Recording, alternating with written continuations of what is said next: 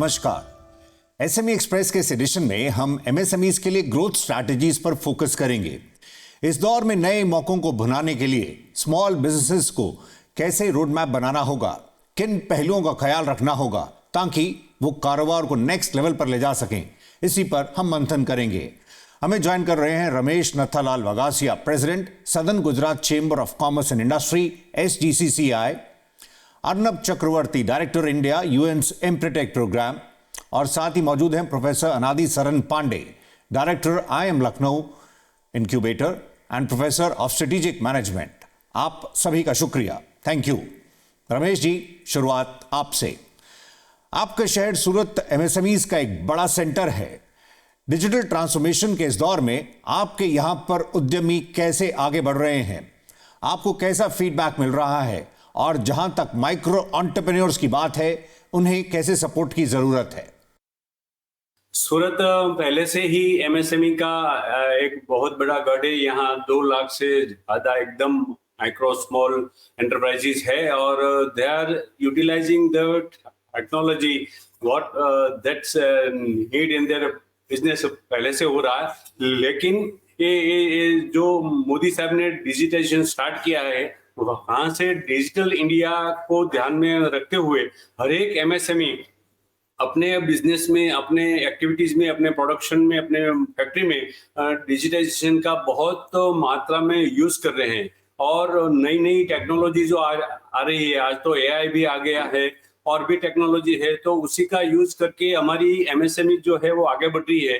लेकिन थोड़ी दिक्कत जो आ रही है, कुछ लोग ऐसे हैं जो ज्यादा पढ़े लिखे नहीं है, और कुछ लोग ऐसे हैं कि जो अफोर्ड नहीं कर पा रहे, तो उनके लिए भी कुछ गवर्नमेंट की ओर से इंसेंटिवाइज स्कीम्स आनी चाहिए और अवेयरनेस बढ़नी चाहिए। जो जो भी फैसिलिटीज या टेक्नोलॉजी अवेलेबल है, that needs to be drawn the attention of the entrepreneurs. That's why they can use in their day-to-day production and activities of the business. और ये सब एमएसएमई को एक दूसरे के लिए साथ जुड़ने के लिए, उनका फलक बढ़ाने के लिए और ग्लोबल होने के लिए जो टेक्नोलॉजी की आवश्यकता है, वो थोड़ी इस मात्रा में फाइनेंशियली भी चीपर होनी चाहिए, ताकि वो इजीली यूज कर पाए और उनका यूज करके अपना बिजनेस प्रोडक्शन और सब व्याप जो है वो बढ़ा पाए। उनका जो एम्प्लॉय और जो स्टाफ है, उनको भी ट्रेन करने के लिए उनको ये हेल्प की आवश्यकता रहती है। तो ये सब हो पाए तो I think it would be rather better to explore the business opportunities and to reach at the global level. Arnab, इस बदलते दौर में ग्लोबल ट्रेड का हिस्सा बनने के लिए, ग्लोबल वैल्यू चेन में भागीदारी बढ़ाने के लिए एमएसएमईज को कैसे बढ़ना होगा? To my mind, global value chains start not just at a global level, they need to start at a local level. So a good global value chain, because a chain is only as strong as its weakest link, would want to start off making the right inclusion of entrepreneurs who are community conscious at a local level. So there would be a system of entrepreneurs who would be co-opting with each other, not competing, not necessarily striking each other down in the face of opportunities, but helping each other. So a senior entrepreneur could be potentially working with a junior entrepreneur and helping the junior entrepreneur integrate into its value chain, perhaps by even prepaying a contract. This has been seen by the agency that I happen to represent, or the program that I happen to represent, Empretech, as an extremely important catalyst in developing global value chains. Value chains are about two things. There is a cultural component and there is a linkages component. So in addition to linkages, which is really about access to markets, access to technology, and access to finance, it's also important that there is a culture of trust and transparency at all levels in the value chain, starting with entrepreneurs at, let's say, at a provincial level, at a district level, moving up to state level entrepreneurs, and then perhaps to regional and global settings. Professor अनादि, आप कारोबार के इस बदलते landscape को कैसे देख रहे हैं? डिस्ट्रिक्ट्स एज एक्सपोर्ट हब्स या फिर ODOP को आप कैसे रीड कर रहे हैं? पूरी ग्लोबल वैल्यू चेन के पीछे है नेशनल कंपेटिटिवनेस, जो कि आधार है जिसका क्लस्टर्स। जैसे कि अभी रमेश जी ने बताया कि सूरत में आज सबसे बड़ा क्लस्टर जो है वो डायमंड क्लस्टर है। यदि आप बेल्जियम में डायमंड सेल करते हैं तो आपके लिए अनिवार्य है कि आप सूरत में अपने डायमंड्स को पॉलिश कराएं, क्योंकि जो क्लस्टर है, यानी कि एक ग्रुप ऑफ कंपनीज जो एक साथ सम्मिलित होके कॉम्पीट भी करती हैं, कोऑपरेट भी करती हैं, तो ग्लोबली बड़ी कंपेटिटिव हो जाती है।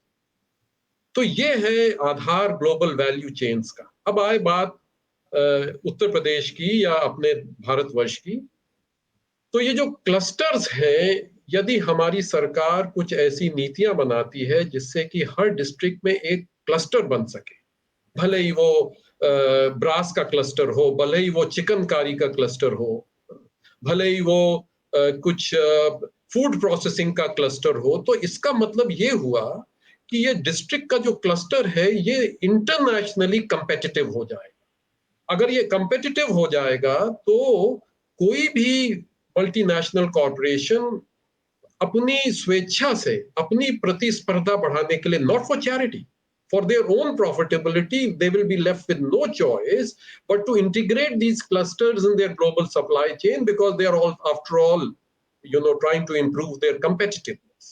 So जो सरकार की नीति है वन डिस्ट्रिक्ट वन प्रोडक्ट की, ये एक नीति है जो कि इंस्पायर करती है, एनकरेज करती है कि हर डिस्ट्रिक्ट में एक ऐसा क्लस्टर बने जो ऑटोमेटिकली ग्लोबल वैल्यू चेन्स में इंटीग्रेट हो जाएगा, यदि वो नीतियां भी सरकार की ठीक रहेंगी और इनमें जो इंटरनल कैपेबिलिटीज हैं इन कंपनीज में जो क्लस्टर का हिस्सा है, उनमें लीडरशिप भी कॉम्पिटेंट हो। रमेश जी, ग्लोबल ट्रेड में इंडस्ट्री का पार्टिसिपेशन कैसे बढ़ सकता है, इस पर आपकी क्या राय है? साथ ही क्या उद्यमियों को माइंडसेट में भी बदलाव करने की जरूरत है? जो मैन्युफैक्चरर्स इंडिया में है, एमएसएमई है, उनके लिए ग्लोबल ट्रेड में एक बहुत अच्छी अपॉर्चुनिटी है, जो कि वो अपने क्वालिटी स्टैंडर्ड, एश्योरेंस और कमिटमेंट सब बना करके काम करें, तो एक अपनी अच्छी प्रोडक्ट सूरत से, गुजरात से और इंडिया से पूरे विश्व के देशों को दे सके, इतना कॉम्पिटिटिवनेस भी हो चुकी है और हो पाएगी।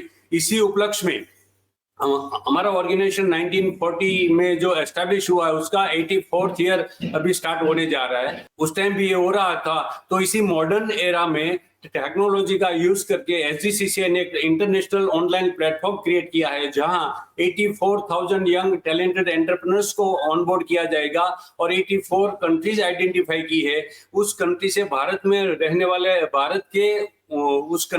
वाले बिजनेसमैनों को 84,000 को जोड़ के दोनों को आपस में मिला करके दोनों इंटरनेशनल ट्रेड कर पाए। इंडिया से एक्सपोर्ट हो, उसी कंट्री में इंपोर्ट हो। ऐसे इंडिया की ये जो प्रोडक्ट है, उसकी जो ब्रांड है, उसकी जो क्वालिटी है, उसकी जो नामना है, वो पूरे विश्व में हमारे एंटरप्रेन्योर्स सेल कर सके, एक्सपोर्ट कर सके। इसीलिए हमने ये प्लेटफॉर्म किया है। अर्नब, इंडिया की प्रेसिडेंसी में G20 ट्रेड और इन्वेस्टमेंट मिनिस्ट्रियल में एमएसएमई रिलेटेड कुछ खास पहलुओं पर कंसेंसस बना है, जिसमें ट्रेड डॉक्यूमेंट्स के डिजिटाइजेशन की बात है, पेपरलेस ट्रेड पर आगे बढ़ने पर फोकस है, साथ ही इंक्लूसिविटी को प्राथमिकता दी गई है। इसको आप कैसे देख रहे हैं? These are extremely important steps that are being taken at a policy level between countries that make for an inclusive system, a trade system. Now let's look at a bold aspiration that has been made at the G20 this year. The idea was to lift minimum living standards across the globe and accelerate low emission investments to get on track to meet the 2050 net zero commitments. Now, since 2016, the G20 trade ministers have understood the strong relationship between trade and investment. And they've also been endorsing the G20 guiding principles for global investment policymaking. Now, what that essentially means is that if you're facilitating trade, you're making trade easier, then chances are investment is also going to be easier. Because the moment trade between entities at the same level or even between entities across a global value chain becomes simpler, because ultimately it's not countries that trade with each other, it's entrepreneurs and enterprises between countries that trade with each other. So if you're energizing that system of entrepreneurs and enterprises across the G20 by making available a platform that is digital and that harmonizes across systems,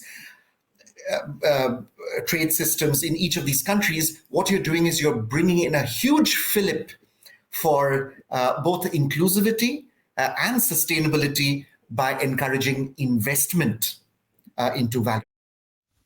professor नादी, G20 ministers ने MSMEs के लिए access to information को enhance करने पर जोर दिया है। इंफॉर्मेशन गैप्स को एड्रेस करने की बात रखी गई है। आप मानते हैं इससे MSMEs को सपोर्ट मिलेगा?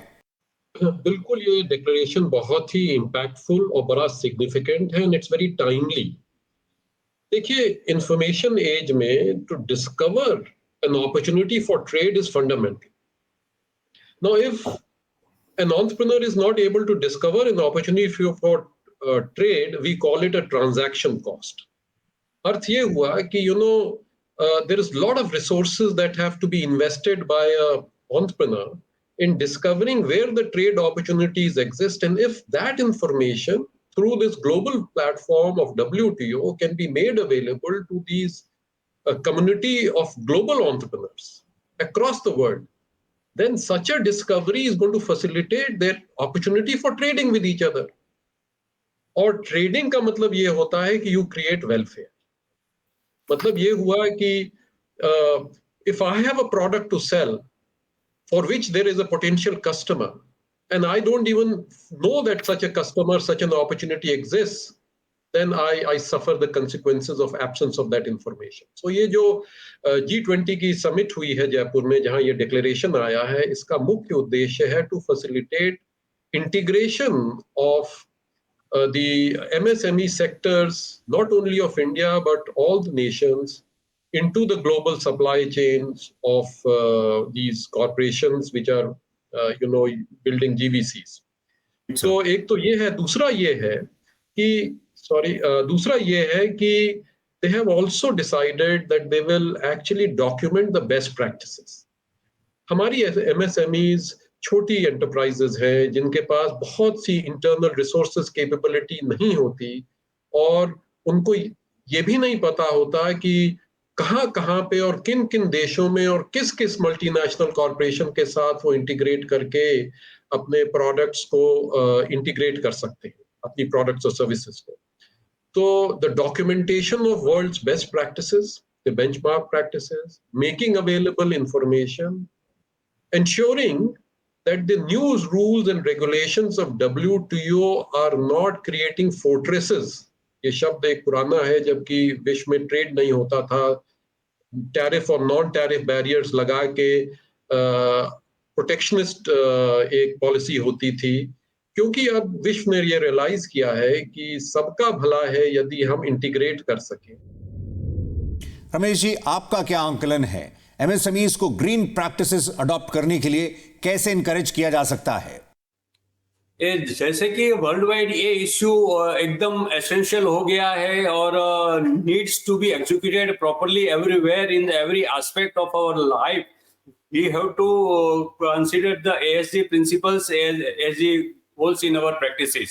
तो ये entrepreneurs जो है vary from first or vary from establishment, if he may be aware of all these things, the principles, तो ये एक एबल होगा कि वो अपनी प्रैक्टिस में, अपने मैन्युफैक्चरिंग में ग्रीन टेक्नोलॉजी का यूज करे। अर्नब, ग्रीन प्रैक्टिसेस के साथ लीन मैन्युफैक्चरिंग पर आपकी राय, क्या SMEs को इंसेंटिवाइज करने की जरूरत है ताकि वो इस राह पर आगे बढ़े? To my mind, green and lean are not different from each other. If you're addressing green, you're also addressing lean. Because ultimately, you as an entrepreneur want to do things better, faster, and cheaper. And the way you can progress your enterprise, develop your enterprise in moving up a level or two with respect to making things better, faster, and cheaper would be adoption of innovation and innovative practices that make a difference. And innovation today, if it's not green and if it's not lean, it's not really taking you in a proper direction. By innovation, I mean ways in which you're using less to get more. फिलहाल वक्त break का है, हम जल्द लौटते हैं। आप देख रहे हैं एसएमई एक्सप्रेस।